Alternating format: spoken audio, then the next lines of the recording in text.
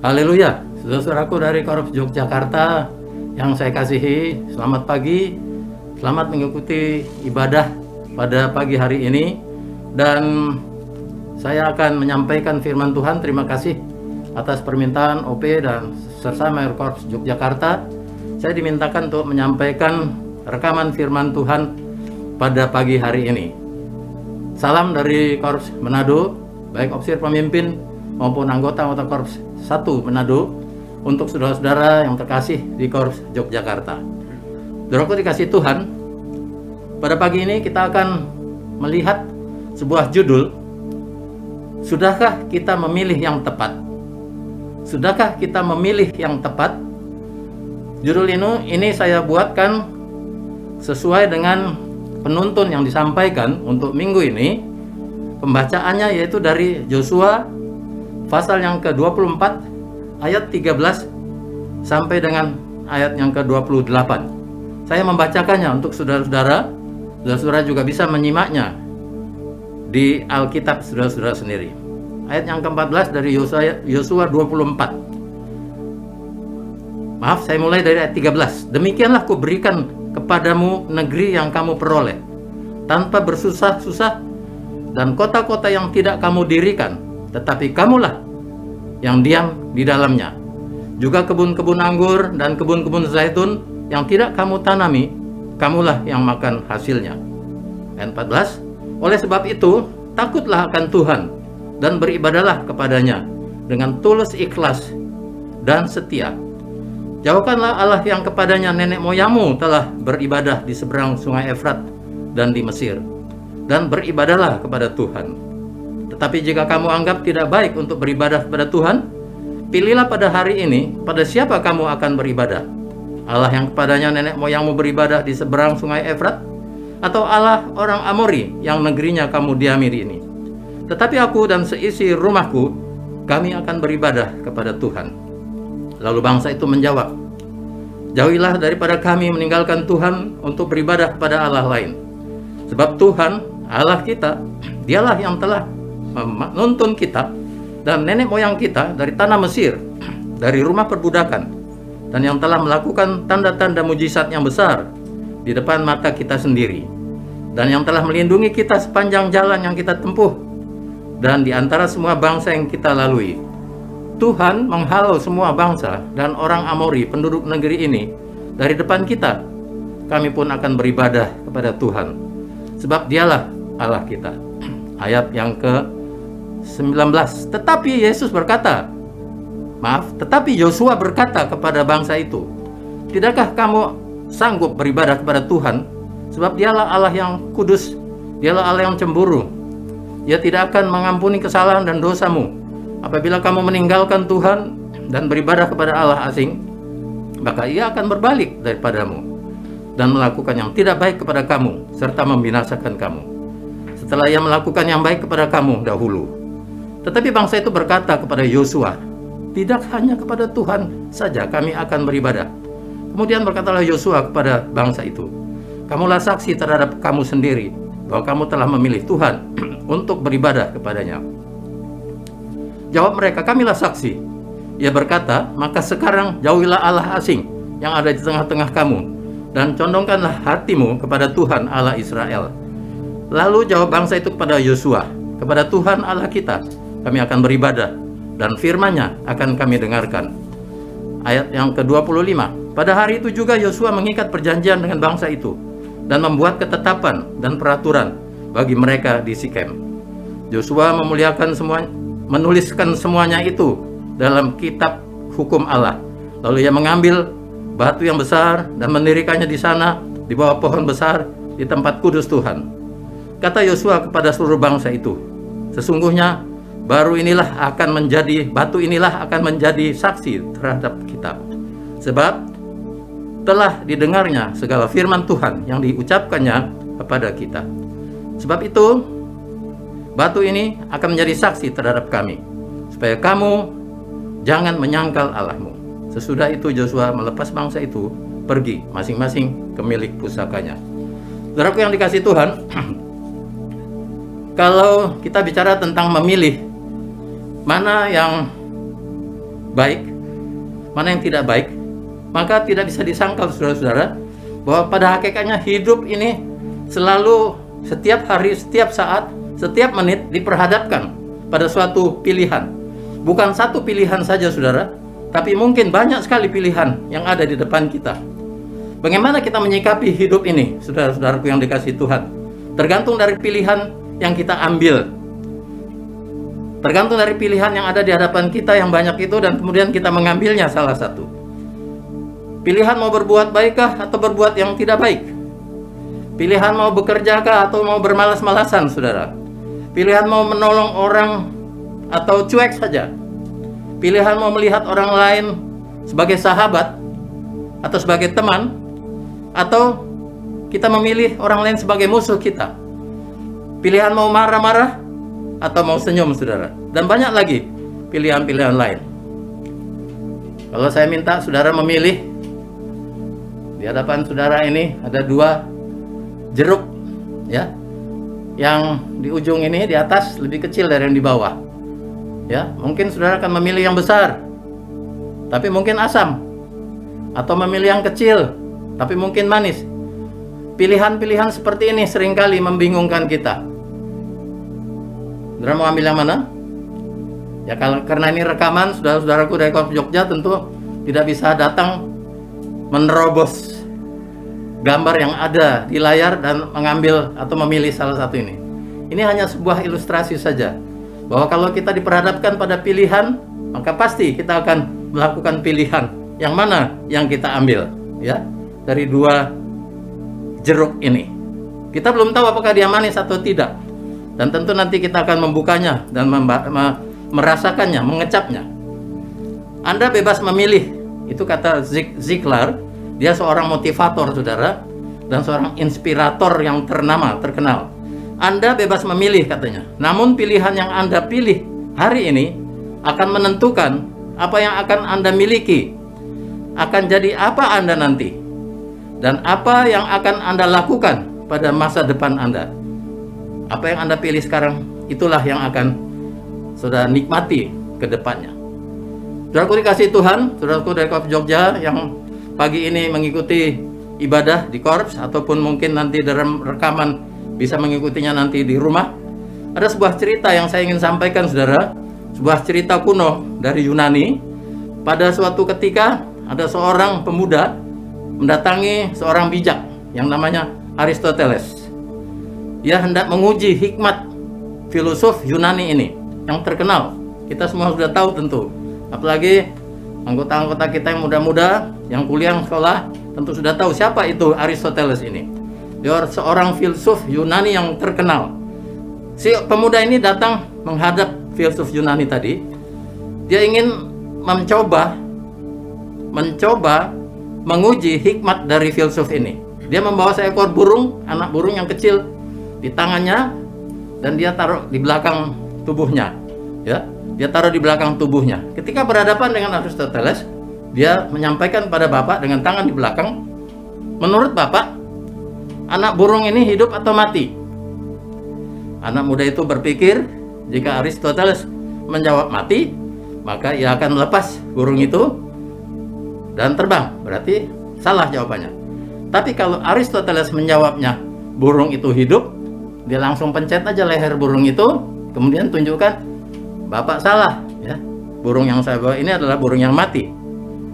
Dengan rasa was-was, dengan rasa ingin menjebak filsuf Aristoteles ini, dia menunggu jawabannya dari Bapak ini. Pak Aristoteles kemudian menjawab sambil tersenyum, anak muda, hidup mati burung itu ada di dalam genggamanmu. Jika engkau menghendaki hidup, maka burung itu pasti hidup. Tapi jika engkau menghendaki burung itu mati, maka pasti burung itu mati. Karena Anda tentu harus meramas lehernya sehingga mati. Jadi tergantung dari genggaman tanganmu itu. Itu adalah jawaban yang sangat bijak, ya, dari Aristoteles terhadap si pemuda tadi. Nah, saudaraku dikasih Tuhan, hidup kita adalah hasil dari pilihan kita. Saudaraku, hidup kita adalah hasil dari pilihan kita. Hidup ini memang banyak diperhadapkan dengan tantangan dan pilihan. Tadi hanya pilih jeruk 2 ini ya enak aja, yang mana aja lah diambil ya. Tapi kalau misalnya diperhadapkan dengan tantangan dan masalah, mana yang kita harus ambil? Kesibukan kerja kita, uang, harta, kesehatan kita, kesibukan-kesibukan lain kita tentang pekerjaan. Ada seorang muda, ada lagi cerita satu saudara, seorang muda yang belum bekerja, ya, dan dia selalu berdoa, bergumul, beribadah, rajin pelayanan dan seterusnya. Kenapa? Karena dia sedang menggumuli suatu permintaan dari Tuhan supaya dia dapat pekerjaan, dan dia pun sering minta didoakan oleh, saya tidak bilang opsirnya, kalau opsirnya nanti jangan-jangan dia prajurit di Korps Jogja ya, begitu ya. Saya tidak bilang minta didoakan opsirnya, tapi saya bilang dia minta didoakan oleh pendetanya. Baik, satu waktu jawaban doanya dikabulkan oleh Tuhan. Dia mendapat pekerjaan yang luar biasa. Dia dapat bonus, kalau dia bekerja rajin dia dapat bonus. Oleh karena itu dia sibuk sekali untuk melakukan pekerjaannya dan selalu melakukan pekerjaan dengan baik dan tidak membuang-buang waktu. Setiap kesempatan dia harus bekerja. Bahkan karena dia bekerja dengan sibuknya, maka dia sudah tidak lagi melakukan pelayanan di gerejanya, tidak lagi rajin untuk beribadah. Kemudian saudara sekalian, waktu pendetanya tanya, loh, kamu kok nggak pernah datang-datang ya selama ini? Waduh Pak, saya sibuk sekali, pekerjaan saya begini, begitu dan seterusnya. Ya, dia dapat gaji banyak di situ ya. Dia diikat dengan pekerjaannya. Apakah begitu saudaraku? Sikap kita yang sudah diberkati oleh Tuhan, kita lupa kepada si pemberi berkat itu sendiri dan hanya mau berkatnya seperti si pemuda tadi. Karena itu kita perlu adanya sebuah pembaharuan perjanjian kita. Kita perlu kembali untuk beribadah kepada Tuhan, bukan kepada Mamon, tapi kita beribadah kepada Tuhan. Karena dialah si pemberi berkat itu. Bukan pemberi berkat itu kita lupakan dan kita mulai beribadah pada berkat yang kita dapati.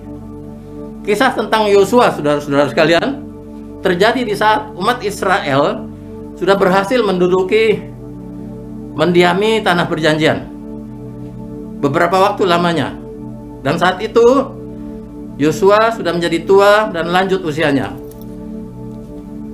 Biasanya di dalam tradisi bangsa Israel, untuk pemimpin-pemimpin yang sudah usia tua dan akan melepas jabatannya, maka dia memberikan hikmat, memberikan semacam nasihat-nasihat kepada masyarakat yang dipimpinnya, karena dia akan meninggalkan kepemimpinannya terhadap bangsa Israel tadi. Dia memberikan wejangan-wejangan supaya bangsa Israel itu dapat meneruskan kehidupannya dengan baik. Itu adalah tanggung jawab seorang pemimpin. Tapi Yosua di sini mengatakan bahwa harus ada pembaharuan.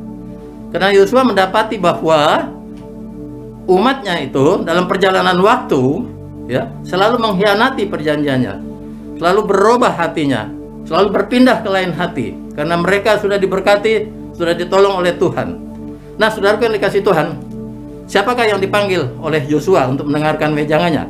Yang dipanggil adalah semua bangsa Israel. Kalau kita lihat di ayat 1 dari pasal 24 itu, kita baca, kemudian Yosua mengumpulkan semua suku orang Israel di Sikem. Dipanggilnya para tua-tua orang Israel, para kepalanya, para hakimnya, dan para pengatur pasukannya. Lalu mereka berdiri di hadapan Allah. Semua umat Israel pada waktu itu tidak ada pilihan lain, semua dipanggil untuk mendengarkan wejangannya. Dan dalam ayat 2, ayat 2 sampai ayat 13 itu, di situ digambarkan tentang bagaimana umat Israel itu sudah mendapati berkat yang luar biasa, pertolongan dari Tuhan yang luar biasa, ya. Jadi Yosua menceritakan kaleidoskop umat Israel selama perjalanan yang sudah dipimpin oleh Allah dan mereka selamat dari kejaran tentara Mesir.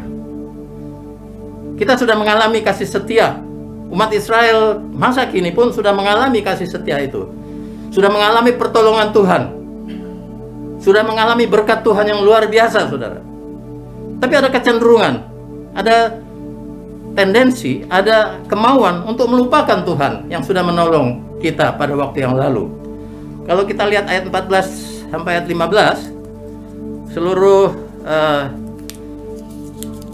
apa yang disampaikan oleh Yosua ayat 14-15 itu menggambarkan ketika perempuan itu, 14-15, oleh sebab itu takutlah akan Tuhan dan beribadahlah kepadanya dengan tulus, ikhlas dan setia. Jauhkanlah Allah yang kepadanya nenek moyangmu telah beribadah di seberang sungai Efrat dan di Mesir, dan beribadahlah kepada Tuhan. Itu disampaikan. Hal ini dituntut oleh Tuhan, dituntut oleh Tuhan Allah bagi umat Israel.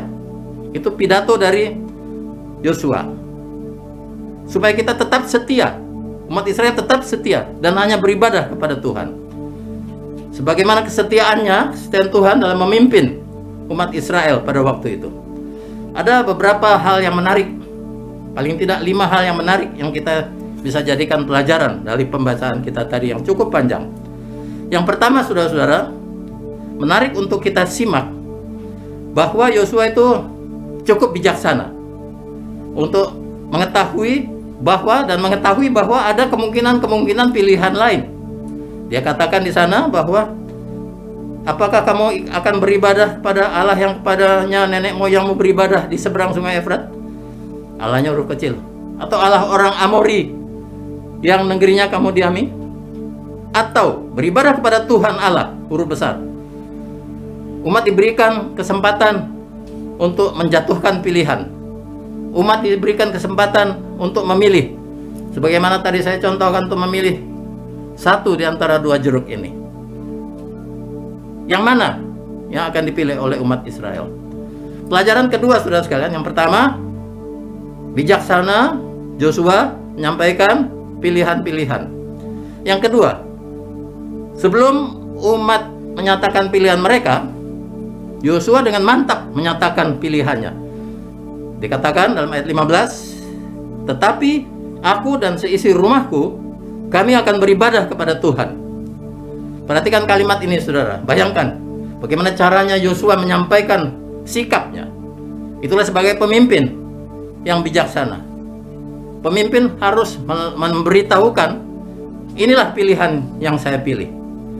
Tapi tidak memaksakan anggotanya atau masyarakat yang dipimpinnya untuk mengikuti dia, tetapi dia memberikan keyakinan bahwa dia dan keluarganya, kami akan beribadah kepada Tuhan. Itu pelajaran yang kedua, saudara sekalian. Ayat yang ke-15 kita lihat dari pembacaan kita tadi. Kemudian yang ketiga, itu ada pada ayat 16 sampai ayat 18. Umat kemudian menjatuhkan pilihan, saudara. Mereka mengatakan bahwa mereka tetap setia dan beribadah hanya kepada Tuhan Allah. Umat bukan sekedar saja, saudara, membuat perjanjian, tapi mereka mengerti betul apa yang mereka janjikan, apa yang mereka ucapkan, ya, apa yang mereka lakukan di hadapan Allah. Kenapa pilihan itu yang mereka pilih? Dan mereka mengamini apa yang dikatakan Tuhan melalui Yosua, bahwa pertolongan Tuhan itu luar biasa terhadap mereka semua. Karena itu mereka ayat 16-18 mengatakan bahwa kami pun akan tetap setia dan beribadah hanya kepada Tuhan. Yosua pemimpin yang bijaksana, dia menyatakan pilihan yang tepat, sikap yang tepat, dan itu diikuti oleh anak buahnya, yaitu umat Israel. Yang keempat, saudara, memang tidak mudah untuk melaksanakan, mengimplementasikan perjanjian. Seperti mudah mengucapkannya lewat mulut. Yosua memperingatkan itu juga, saudara, bahwa ayat 19, jika mereka ingkar janji, saudara, dan selanjutnya meninggalkan Tuhan Allah dan beribadah kepada Allah asing, maka Tuhan tidak akan mengampuni mereka, bahkan akan membalas mereka, meninggalkan mereka, serta membinasakan mereka. Itu dinyatakan oleh Yosua. Walaupun mereka sudah berjanji, bukan berarti bahwa Yosua ragu terhadap janji mereka, tetapi memang tidak mudah untuk mengimplementasikan, untuk melaksanakan perjanjian seperti mudahnya mengucapkannya lewat mulut. Berjanji itu mudah, saudara, menepatinya yang sulit. Menepati janji itu yang sulit. Ingkar janji adalah risiko yang bisa terjadi, yang harus kita terima, yang memang seperti itu keadaannya. Dia menyatakan, Yosua mengatakan bahwa Tuhan Allah itu kudus. Dia juga mengatakan bahwa Tuhan Allah itu adalah Allah yang cemburu, yang menuntut keseriusan, kesungguhan, saudara. Keseriusan, kesungguhan umat. Ya, tidak memandang sepele ucapan janji tadi. Jadi merupakan sesuatu yang sangat-sangat menuntut komitmen dalam janji untuk mengikut dan menyembah Tuhan Allah yang benar. Adalah dosa, saudara, yang tidak bisa diampuni jika mereka mengkhianati Allah. Itu diingatkan lagi oleh Yosua. Yang kelima, saudara, ayat 21 sampai 28. Ternyata umat Israel dengan mantap menjawab tantangan tadi. Hanya kepada Tuhan saja kami akan beribadah. Ketetapan hati dari umat, saudara sekalian, hingga 2 kali mengucapkan janji tadi. Mereka bersedia menjadi saksi untuk dirinya sendiri. Itu adalah pilihan yang tepat, pilihan yang benar. Selanjutnya kemudian ayat 28 kalau kita baca tadi, kemudian mereka kembali kepada milik pusakanya. Saudara sekalian, luar biasa. Puji Tuhan, saudara, karena umat Israel berjanji. Bagaimana dengan kita? Mari kita memperbaharui janji kita untuk tetap berbakti, memuji, membesarkan Tuhan, sumber dari berkat tadi. Bukan kita berbakti dan mengalahkan, ya, menyembah pada berkat yang kita terima. Seperti contoh anak muda tadi. Ada 5 hal penting, saya ulangi, bahwa ada pilihan. Bahkan pilihan itu banyak, saudara. Yosua hanya memilih 1, yaitu beribadah kepada Tuhan. Yang ketiga, umat sudah menyatakan pilihannya. Bagaimana, saudara? Bagaimana saya? Bagaimana saudara-saudara yang mendengarkan uraian firman Tuhan ini? Apakah sudah menyatakan pilihan? Karena keempat, saudara, diingatkan oleh Yosua, kalau salah pilih, saudara, Yosua mengingatkan, Tuhan tidak mengampuni kita lagi. Dan yang kelima, itu juga mungkin bisa menjadi komitmen kita, saudara. Kita dengan komitmen penuh memilih beribadah hanya kepada Tuhan. Amin, saudara sekalian. Itukah janji kita? Itukah janji kita, saudara?